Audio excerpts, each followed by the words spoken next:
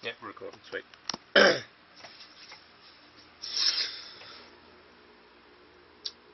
I need a haircut. I felt like doing a video, because why not? I'm going to talk about Rome, and just for the people who are going to bitch and moan about me bitching and moaning, Rome itself is fucking great. I loved it, it was brilliant, I'd quite happily do that again. Although we did see pretty much everything within the 2 days, and we were there for a week, so we just watched films and then saw what they looked like tonight. But anyway, you didn't come to see this video to see me being all rational and talking about how good stuff is. I'd like to discuss Italians and the road, because they don't seem to pair up well. One thing we noticed when we were walking around Rome is that a lot of the road is like cobblestone, as you would, because they didn't want to rebuild the Rome in Rome. They didn't want to rebuild the roads in Rome because, you know, of that saying, all roads lead to Rome. I don't know. They just didn't want to redo the roads. And a lot of roads, as you may know, have road signs. A lot of roads in Rome have road signs. I don't think the Italians pay attention to them at any point. We got a lift from the airport, Fiumicino, whatever the feck it's called, to our hotel at Roma Park. I'll get onto the hotel at some point. We went to the back of the bus because, you know, there wasn't anywhere else to sit. We didn't have much of a choice. And this bus, this minibus, had rather odd suspension. I don't know if that's helped or hindered or whatever. As in, the suspension was ridiculously soft. So if you went over a bump, you bounced. And we were at the back, and I think that's where the suspension had gone soft. Because going over the cobblestones at the back of this bus, me and Callum definitely got air several times. And the roof was only here. So every time he went over a bump without us knowing, we would fly into the roof. There were seatbelts, yeah, but you could wear them. You could only wear them across here. And if you went over a bump, you still got air, it's just that your crotch was left here, so there was a lot of pain involved. Anyway, that wasn't the main issue with it. The main issue is that there's no give way thing here. There's no here, there. I'm not there anymore. If there's a gap, the biggest car wins. Even if you're already in that lane, if somebody else wants to go in front of you and they've got a bigger car, you're fucked, quite frankly. Which is odd, because most of the cars we saw were like either mopeds, little Fiat 500s, or this weird, I can't remember what it was called. It was like a quad bike with a roof, essentially. And the guy who was driving our minibus was insane.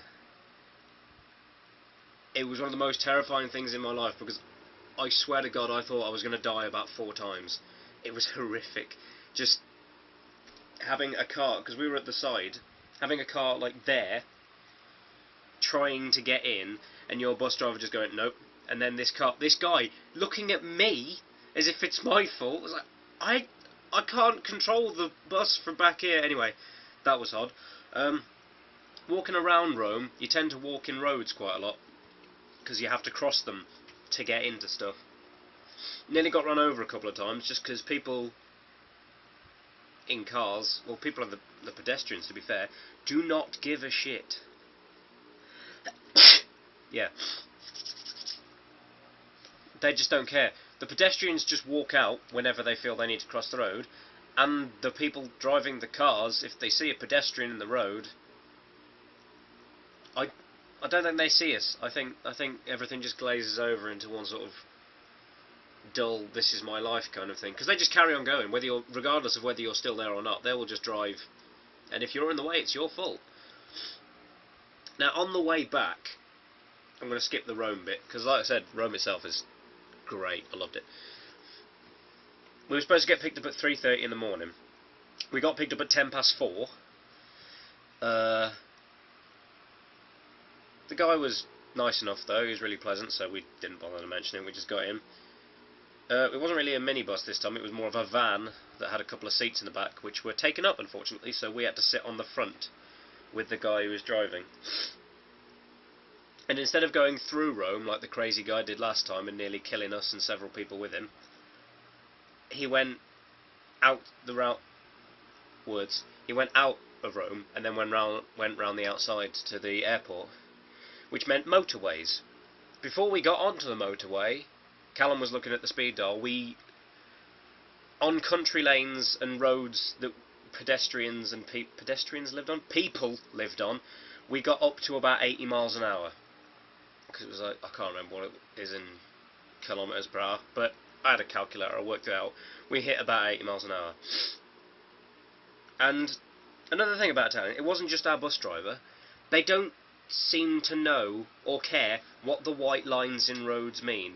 The whole time we were there, apart from when we were overtaking someone, we were straddling a lane on the motorway. Oh. When we got onto the motorway, we came off a road doing about 60 miles an hour, and the engine started to make a funny noise. What I did think was, oh, for God's sake, don't break down now, we've got a plane to catch. What I didn't think, which I probably should have, was, oh my God, we're going at 60 miles an hour, don't start and stop the fucking engine as we get onto a motorway. I'm hesitating, that's not the right word. I'm not exaggerating. 80 miles an hour.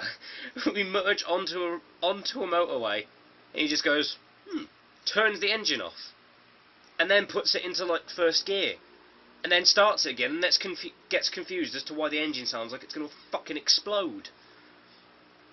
All along the motorway. We're on the right side of the road, so the left-hand lane is the fast lane. We were in that, trust me, we were in the fast lane, because he went up to about 140 kilometres per hour, and I can't be bothered to work out what that was. The entire time, straddling a white line, with lorries and buses and, you know, cars. I don't know why I'm explaining what kind of things you see on a motorway. It was fucking terrifying. Thought I was going to die. Yeah. Oh yeah, and the hotel was shit. There's no way in hell Roma Park is a 3-star hotel. Because one, they got the room wrong when we came in. So it was 2 young lads coming in and asking for a... They thought that we had a room with a double bed, so that was their opinion of us set up straight away, which might be why they treated us like shit for the entire thing. We got there, had to wait for 3 hours for our actual room, because... fuck us, right? We're only paying you. We had to pay a tax to sleep. A city tax. It was like €3 a night, but still, that was... And we had to buy the ticket as well, so that was €50 spent within the first 20 minutes of being there. I'm pretty sure that should have been something that was covered by the airline that we bought the hotel through. But yeah, that was kind of annoying. We got into our room. There was... I don't think they actually cleaned it before the other people went in. They just said they want their room. We'll give them their room. It was vacant. Apart from all the dust and insects. Other than that, it was vacant. There's a hob that you're not allowed to use. We didn't know that. But we couldn't use it anyway, because there was nothing. We had a hob and a sink, and a bathroom, and beds and bed sheets, that's it. One of the plugs worked, which is a shame, because I bought 4 fucking adapters. We had no cutlery or anything, so if you wanted cereal, fuck you, quite frankly. It's a good thing we didn't have cereal, apart from when I bought a yogurt and then forgot that we didn't have spoons, so I had to eat with my fingers. That didn't matter anyway, because the fridge didn't keep things cool. It was cooler than the room temperature, but thanks to the air conditioning not working that well, the room temperature was through the fucking roof. Breathe. Ah.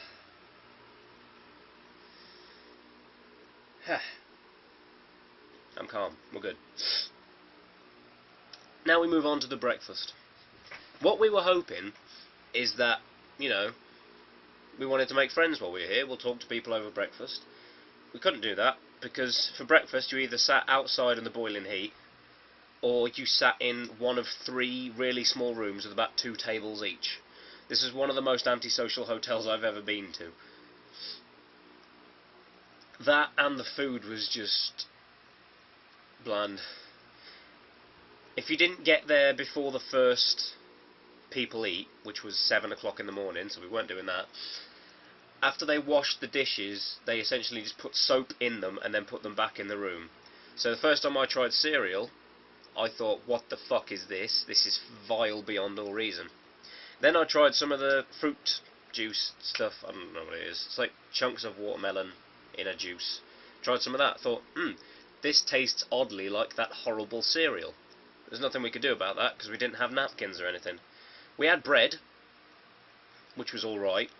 It was just dry, and they did the hotel thing where you get a tiny glass to put your juice in, and by that I mean water, because if you didn't get here at 7, everybody drank all the juice, so you had water, and they didn't refill it, no. The breakfast is open for 3 hours, and they didn't think to refill the juice at any point. And then the options you had for your bread was cheese or ham and butter. Tried the ham, it just tasted like paper, and the cheese was the blandest thing I've ever come across in my life. So every morning, it was free, so we fucking had it.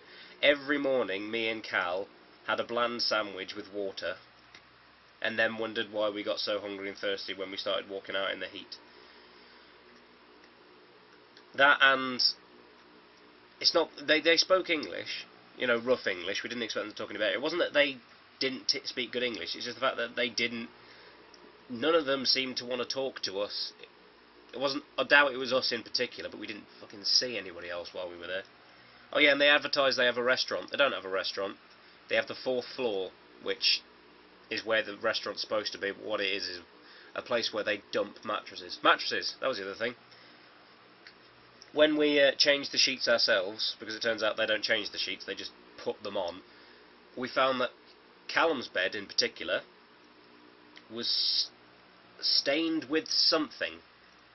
We don't know what it was, we can only assume, but it was a yellowy brown colour, and there was a lot of it all over his mattress, which we found out on the last night, which I thought was quite amusing.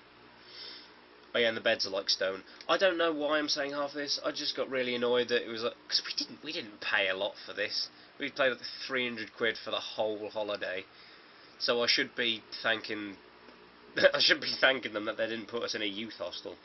I just got annoyed that they claimed that it was a 4-star hotel. It's not. It's not. It just isn't. Get out of my face. There's probably something else I was going to complain about, but I can't remember what it was. Go to Rome. It's really nice. They have colosseums and stuff.